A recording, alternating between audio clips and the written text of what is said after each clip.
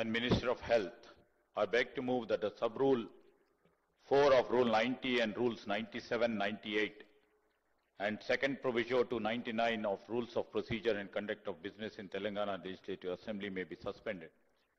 Under Rule 358 of the said rules for the time being, in application to 1. Telangana Municipalities Third Amendment Bill 2025, 2. The Telangana Panchayat Raj Third Amendment Bill 2025, 3. The Telangana Allopathic Private Medical Care Establishment Registration and Regulation Repeal Bill 2025 listed in the agenda for today, that is the 31st August 2025, for its introduction, consideration and passing. Motion moved. The question is that the rule, sub-rule of 4 of Rule 90 and Rules 97, 98 and second proviso to 99 of Rules of Procedures and Conduct of Business Telangana Legislative Assembly may be suspended under the Rule 358 of the said rules for the time being in the application to the Telangana Municipalities Third Amendment Bill 2025, the Telangana Panchayat Raj Third Amendment Bill 2025, the Telangana Allopathic Private Medical Care Establishment Registrations and Regularization Repeal Bill 2025, listed in the agenda for today, the 31st August 2025, for the introduction, consideration and passing. Those who are for the motion, please say ayes. No. Those who are against, please say no. Ayes have it, ayes have it. The motion is carried and the sub-rule 4 of Rule 90 and Rules 97, 98 and second proviso to 99 are suspended for the time being in its application for the aforesaid bills.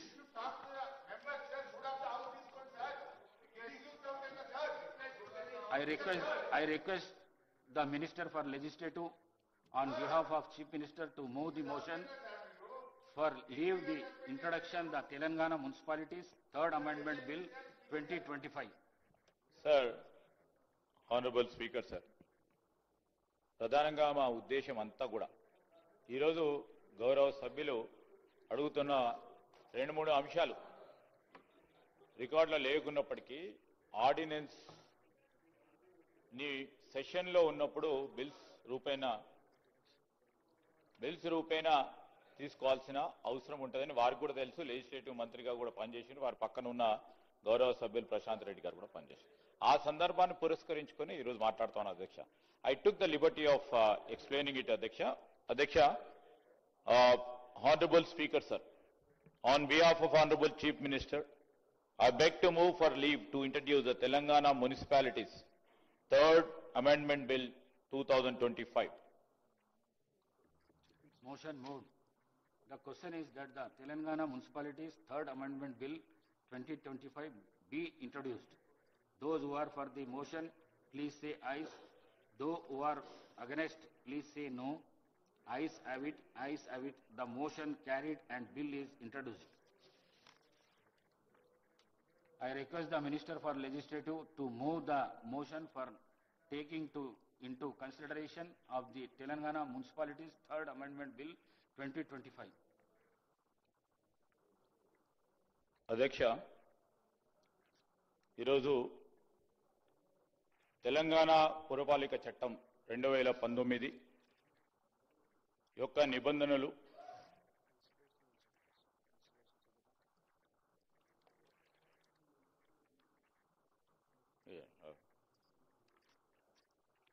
Sorry, Adhyaksha. Honorable Speaker, sir, I beg to move for taking into consideration of the Telangana Municipalities Third Amendment Bill.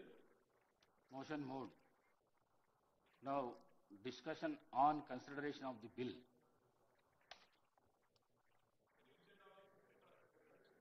Yes, sir. అదే చెప్తాను sir, consultation తీసుకున్నాక అయ్యాను. అధ్యక్ష, ఈరోజు తెలంగాణ పురపాలిక చట్టం 2019 యొక్క నిబంధనలు, ఎన్నుకోనబడ సభ్యులు, చైర్పర్సన్లు మరియు హైదరాబాద్ మహానగర పురపాలక కార్పొరేషన్ మేయర్తో పాటు సహ మేయర్ పదవుల్లో షెడ్యూల్ కులాలు, షెడ్యూల్ జాతులు మరియు వెనుకబడిన తరగతుల సీట్లను ప్రత్యేకించుటకు, అట్టి సీట్లలో 3వ వంతు మహిళలకు ప్రత్యేకించుటకు పొందుపరచబడిన అధ్యక్ష.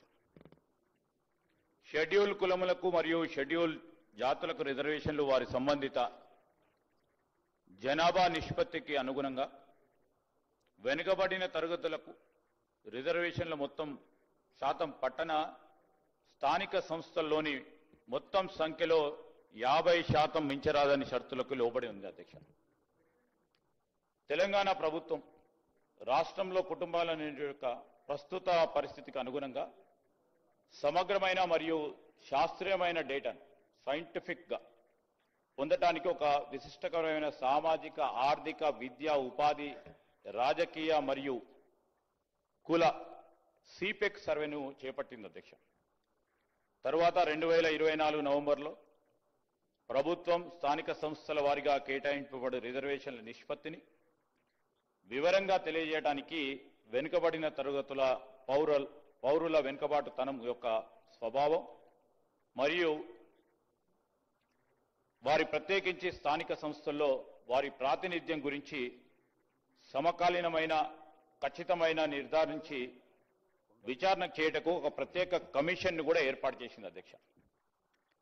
ఇంకనూ ప్రభుత్వం ఇతర విషయాలకు సంబంధించి సామాజిక, విద్య మరియు ఆర్థిక వెనుకబాటుతనం గురించి, అదేవిధంగా సరైన ప్రాతినిధ్యం లేకపోవటం ప్రతిపాదికగా చేసుకొని స్థానిక సంస్థల్లో వెనుకబడిన తరగతులకు రిజర్వేషన్లకు సిఫార్సు చేయడానికి 2024లో చేసిన సామాజిక, ఆర్థిక, విద్య, ఉపాధి, రాజకీయ మరియు సిపెక్ సర్వేతో పాటుగా ఇతర సంబంధిత సామగ్రి నుండి వచ్చిన డేటాను అధ్యయనం చేసి మరియు లోతుగా విశ్లేషణ చేసి ఏకసభ్య కమిషన్ ఏర్పాటు చేయడం జరిగింది అధ్యక్ష. మరి కమిషన్ నిర్ధారిత పూర్వకమైన సాక్ష్యం విశ్లేషిస్తూ రాష్ట్రంలోని మొత్తం సామాజిక, ఆర్థిక పరిస్థితుల్లో పోలిస్తే వెనుకబడిన తరగతుల వెనుకబాటుతనం ఇంకా కొనసాగుతుందని తెలుపుతూ తన నివేదికను 2025 మార్చిలో సమర్పించింది. తన అనుగుణంగా కమిషన్ వెనుకబడిన తరగతులకు విద్య, ఉపాధి మరియు ప్రత్యేకించి స్థానిక సంస్థల్లో రాజకీయ ప్రాతినిధ్యం గురించి 42% రిజర్వేషన్కు సిఫార్సు చేసింది అధ్యక్ష.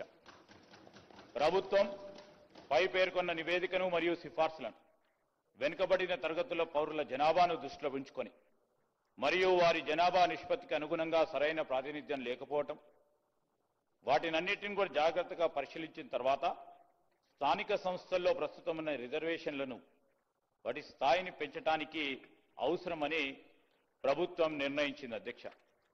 భారత రాజ్యాంగంలోని ఆర్టికల్ 243వ యొక్క క్లాస్ 6 ప్రభుత్వానికి వెనుకబడిన తరగతుల పౌరులకు అనుకూలంగా ఏదైనా పురపాలికల్లో ఏవైనా సీట్లు లేక పురపాలికలలో చైర్పర్సన్లు పదవులు ప్రత్యేకించి నిబంధనలు చేయడానికి వీలు సంకల్పిస్తోంది అధ్యక్ష. పై తెలిపిన లక్ష్యాన్ని ముందుకు తీసుకెళ్లడానికి ప్రభుత్వం తెలంగాణ పురపాలికల చట్టం 2019ని తగు విధంగా సవరించడానికి నిర్ణయించింది అధ్యక్ష. ప్రతిపాదిక సవరణ వెనుకబడిన తరగతులకు అనుగుణంగా పట్టణ స్థానిక సంస్థలైన పురపాలికల్లో ఎన్నుకోబడ్డ సభ్యులు, చైర్పర్సన్లు మరియు పురపాలక కార్పొరేషన్లోని మేయర్ సీట్ల రిజర్వేషన్ల స్థాయిని సముచితంగా కల్పించడానికి రాష్ట్ర ప్రభుత్వం వీలు కల్పిస్తూ ఈ బిల్లుపై నిర్ణయం విషయంలో అమలు చేయడానికి మరి ఉద్దేశించబడ్డది అధ్యక్ష. ఈరోజు అధ్యక్ష ఎప్పుడు లేని విధంగా ఏ రాష్ట్రంలో కూడా తీసుకొని ఒక విప్లవాత్మకమైన ఒక నిర్ణయం ప్రభుత్వం బలహీన వర్గాలకు సంబంధించి మరి ఏ ప్రభుత్వం చేయలేని, ఎప్పుడు ఎక్కడ కని విని ఎరగని రీతిలో సైంటిఫిక్ డేటాను సమీకరించడం ప్లానింగ్ కమిషను ఓ పక్షాన, అదేవిధంగా బలహీన వర్గాలకు సంబంధించిన డిపార్ట్మెంట్ ఇంకో పక్షాన, రాష్ట్ర ప్రభుత్వం ముఖ్యమంత్రి రేవంత్ రెడ్డి గారి ఆధ్వర్యంలో ఈ రోజు రాష్ట్ర ప్రజలకు మేము ఇచ్చిన హామీ మేరకు 42% ఓబీసీలకు రిజర్వేషన్ కల్పించాలనే ఆలోచనతో పాటు ఆచరణలో పెట్టాలని ఒక సంకల్పిత భావంతో మేము ఈ రోజు మరి బిల్లు రూపేణ 42% మున్సిపల్ పరిధిలో ఉన్న స్థానిక సంస్థల్లో అన్నిట్లో కూడా 42% రిజర్వేషన్ ని అమలు చేయాలని మేము మా ప్రభుత్వం రాకముందు కాంగ్రెస్ పార్టీకి సంబంధించి ప్రతి ఇంటి గడపను ఈ రోజు పోయి వారి డేటాను సేకరించడం, ఈ రోజు పోయి వారి విషయ సేకరించడం అంటే చిన్న పని కాదు అధ్యక్ష. ఏదో ఆషామాషిగా చేసి మేము సర్వే చేశాం, దాన్ని ఉపయోగించుకోవాలని చేయలేదు. ఈరోజు తరతరాలుగా బలహీన వర్గాలకు సంబంధించిన అభ్యున్నతి, వారి అభివృద్ధికి సంబంధించి ఎన్ని ఇబ్బందులు వచ్చినా ముందుకు పోవాలనే ఒక నిర్ణయంతో ముఖ్యమంత్రి గారు, అదేవిధంగా మా కేబినెట్కి సంబంధించిన సహచరులు, ఈరోజు ప్రభుత్వం పరంగా మా నాయకుడు ఈ రాహుల్ గాంధీ గారి నిర్ణయం యావత్ దేశంలోనే బలహీన వర్గాలకు సంబంధించి 42% రిజర్వేషన్ అమలు చేసి తీరుతాము అని చెప్పిన మాటకు అనుగుణంగా ఈరోజు మేము ఈ విధమైన ఒక నిర్ణయం చేసి బిల్లు రూపేణ ప్రవేశపెడతా ఉన్నాం. అందరూ కూడా బలహీన వర్గాలకు సంబంధించిన అభ్యున్నతిని కోరుతారని ఆకాంక్షిస్తా ఉన్నాం. బలహీన వర్గాలకు రాజకీయంగా, విద్యపరంగా, ఉద్యోగపరంగా ఈ రోజు వారందరూ కూడా మాతోని కలిసి వస్తారని మేము ఇంతపూర్వకం కూడా ఈరోజు ఓబీసీ రిజర్వేషన్లకు సంబంధించి పటిష్టంగా కూడా ప్రతి సభ్యుడికి ఆలోచనలు తీసుకోవాలని, వారి ఒపీనియన్ తీసుకోవాలని ఈరోజు ఒక డెమోక్రటిక్ ప్రాసెస్ ద్వారానే మరి మేము చట్టాన్ని చేయడానికి ఆలోచన చేస్తా ఉన్నాం. దీంట్లో అందరూ కూడా సహకరించాలని మరి మన అందరి బాధ్యతలో భాగంగా బలహీన వర్గాలకు రిజర్వేషన్లు కల్పిస్తూ రాబోయే కాలంలో వారి అభ్యున్నతికి మనమందరం కూడా కారకులు కావాలని ఈరోజు మీ అందరిని కూడా కోరుతూ, మరి గౌరవ సభ్యులందరూ ఇచ్చే ఇంకేమైనా సూచనలు ఉంటే వారి సూచనలు ఇంతకుముందు కూడా తీసుకోవడం జరిగింది. ఈరోజు బిల్లు రూపేణ పెడతా ఉన్న సందర్భంలో ఇంకేదైనా వారి సూచనలు ఉంటే తప్పకుండా ఆలోచన చేస్తాం ప్రభుత్వ పరంగాని మీ ద్వారా వారికి తెలియజేస్తూ, మరి ఇవే మా ఉద్దేశం.